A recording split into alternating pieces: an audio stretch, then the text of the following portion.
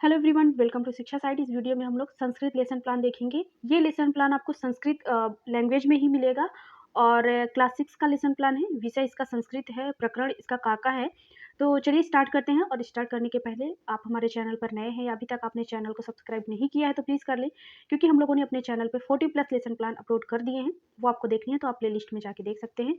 तो सबसे पहले आपको अपने लेसन प्लान में जब ब्लैक बोर्ड एंट्री होती है वो आपको करना होगा। तो क्लास 6 का लेसन प्लान है। आपको दिनांक, विषय चक्र, कक्षा और प्रकरण और अवधि इतना आपको ब्लैक बोर्ड में भी लिखना होता है जब भी आप क्लास में एंट्री करेंगे। तो सबसे पहले आप कक्षा, कालांशा, दिनांक और दिवसा, क्योंकि ये संस्कृत में है तो सब कुछ हमें संस्कृत में ही करना होगा। क्लास 6 के लिए है तो कक्षा 6 कर देंगे और दिनांक का और जो जिस डेट पे आप टीचिंग कर रहे हैं वो डालेंगे और कालांश कितने मिनट का है, कौन सा चक्र है और दिवस डालेंगे। और इसके साथ-साथ ही विषया में संस्कृतम और उपविषय अगर आपके यहाँ बोला जाएगा तो आप लिखेंगे गद्यम। अवधि आप लिखेंगे 35 निमेषा, 35 निमेषा मतलब मिनट हो जाएगा। फिर इसके बाद आता है प्रकरण। तो जब तक आप अपना प्रस्तावना से बच्चों से प्रकरण निकलवा नहीं लेते हैं, तब तक आपको अपना प्रकरण स्पष्ट रूप से ना ब्लैक बोर्ड पे लिखेंगे, तो ब्लैक बोर्ड पे नहीं लिखना होता है आपको। तो यहाँ पे आपका जो प्रकरण है वो का है, तो इतना आप करेंगे। इसके बाद अगली जो हेडिंग होगी आपकी वो सामान्य उद्देश्य यानी सामान्य उद्देश्य। तो सामान्य उद्देश्य आपके विषय से रिलेटेड होगा, तो इसमें आपको लिखना होगा छात्रेषु संस्कृत भाषां प्रति अनुरागो उत्पादनम। और सेकंड पॉइंट होगा छात्रेषु संस्कृत गद्यम प्रति अभिरुचि जागरणम। इसी तरह करके आपको 5 सामान्य उद्देश्य लिखने होंगे। जैसे संस्कृत विषय आप क्यों पढ़ा रहे हैं, इस पे टीचिंग क्यों कर रहे हैं, तो ये आपको सामान्य उद्देश्य में लिखना होता है।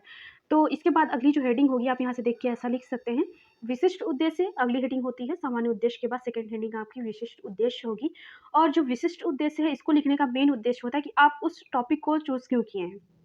मतलब का विषय आप क्यों पढ़ा रहे हैं, बच्चों में कौन-कौन से ऐसे विशेषताएँ हैं जो आप बच्चों में उसको विशेषताओं का विकास कर सकते हैं। तो विशिष्ट उद्देश्य के अंतर्गत आप लिखेंगे सर्वे छात्रा का विषय ज्ञानस्यन्ति, सर्वे छात्रा नवीन शब्दानां ज्ञानं करणम। और थर्ड पॉइंट होगा कहानी माध्यमेन स्वजीवने आचरणं प्रदानम और परिश्रम सर्वोपरि अस्ति लक्ष्यं प्राप्तस्य। तो इतना हो जाएगा विशिष्ट उद्देश्य। फिर इसके बाद अगली हेडिंग होती है शिक्षण सहायक सामग्री। टीचिंग करते टाइम आप जो सहायक सामग्री आपको लगता है कि आपको ले जाना चाहिए, उसको आपको यहाँ पे लिखना होगा। सुधाखंडा, मार्जनी, श्यामपट्टा, संकेतिकाया, आकुंज, फलकम। इतना आपको यहाँ पे शिक्षण सहायक सामग्री।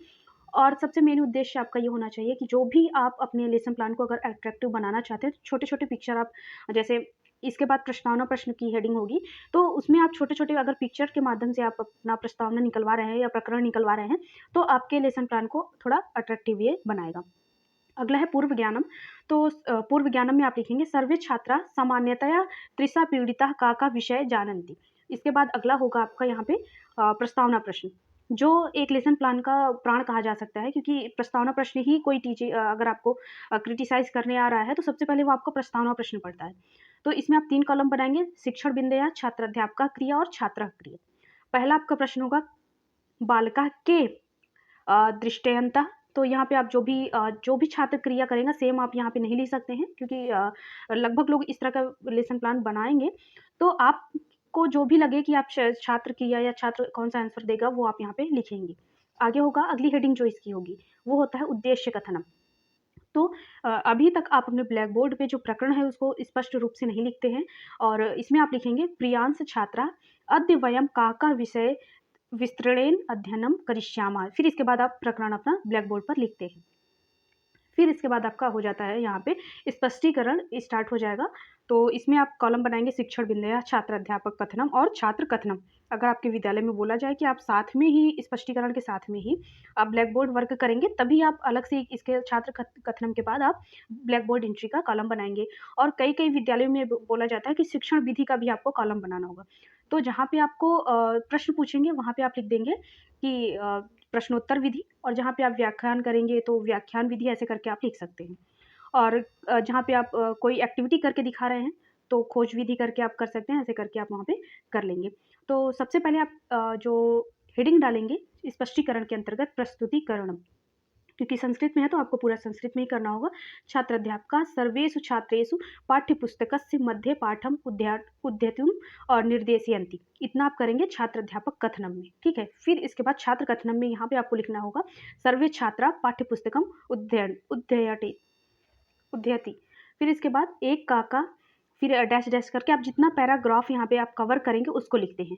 फिर आदर्श वचनम, तो आदर्श वचनम में आप लिखेंगे छात्राध्यापका कच्छोचित स्वरे विरामादि विराम चिन्हादि भावानुगुणम, जो भी आपको इसमें लगता है कि आदर्श वचन में जो भी करना होगा आप कर लेंगे।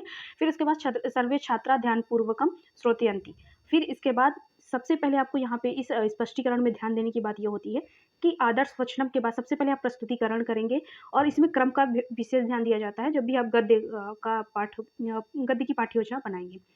तो आदर्श वचनम, फिर अनुवाचनम और उसके बाद अशुद्धि संशोधनम। तो यहाँ तक अनुवाचनम में यहाँ पे आप देख के ऐसे लिख सकते हैं और उसके बाद अशुद्धि संशोधनम में जो भी छात्रों में जो आप पाठ जब उस टाइम छात्रों से पठन करवाएंगे तो जो वो गलतियाँ कर रहे हैं उसको आपको यहाँ पे उसको शुद्ध करना होता है। फिर इसके बाद काठिन्य निवारणम, तो जो भी शब्दार्थ दिया रहता है या जो कठिन शब्द होते हैं उसको आपको अपने लेसन प्लान में लिखना रहेगा। इसके साथ आपको ध्यान ये देना है, जहाँ अगर आपके विद्यालय में बोला जाएगा कि आपको ब्लैक पेपर पे ब्लैक बोर्ड वर्क करना है या श्याम पटकार करना है, तो साथ ही साथ आपको जहाँ भी आप स्पष्टीकरण करेंगे वहाँ पे आपको ब्लैक बोर्ड वर्क पेस्ट करना होता है। तो जहाँ भी जैसे कठिन निवारण में आप यहाँ पे ब्लैक बोर्ड वर्क में इन्हीं प्रश्नों को आप लिख सकते हैं या इन्हीं शब्दार्थ को आप लिख देंगे यहाँ पे। फिर इसके बाद मनोवाचनम, मनोवाचनम में आप लिखेंगे कि छात्राध्यापका सर्वान छात्रान मौन वाचनाय निर्देशयन्ति। फिर इसके बाद विचार विश्लेषणम स्पष्टीकरणम च। फिर यहाँ पे आपका इस विश्लेषणम स्पष्टीकरणम च के बाद आपका हो जाता है अलग से आप एक स्पष्टीकरणम का पॉइंट बनाएंगे और उसके अंदर जो भी इसकी मेन लाइन होगी उसको आप यहाँ पे लिख देंगे। ठीक है, और अच्छा मतलब अगर आप अपने लेसन प्लान को थोड़ा अट्रैक्टिव करना चाहते हैं तो थोड़ा कलर पेन और छोटे-छोटे आप इस पार्ट के फिगर बना के आप यहाँ पे पेस्ट कर दीजिए। तो एक अट्रैक्टिव लगेगा आपका लेसन प्लान। और इसके बाद बोध प्रश्नम, जब भी आपका एक स्पष्टीकरण समाप्त हो तो उसके बाद आपको 2 बोध प्रश्न पूछे जाते हैं। कई-कई विद्यालयों में कहा जाता है और कहीं-कहीं ये बोला जाता है कि स्पष्टीकरण शुरू करने के पहले आपको 2 विकासात्मक प्रश्न पूछने होते हैं। तो इस लेसन प्लान में विकासात्मक प्रश्न इसलिए नहीं पूछा गया क्योंकि यहाँ पे जब मेरे विद्यालय में करवाया जा रहा था तो वहाँ पे विकासात्मक प्रश्न के लिए नहीं बोला गया था।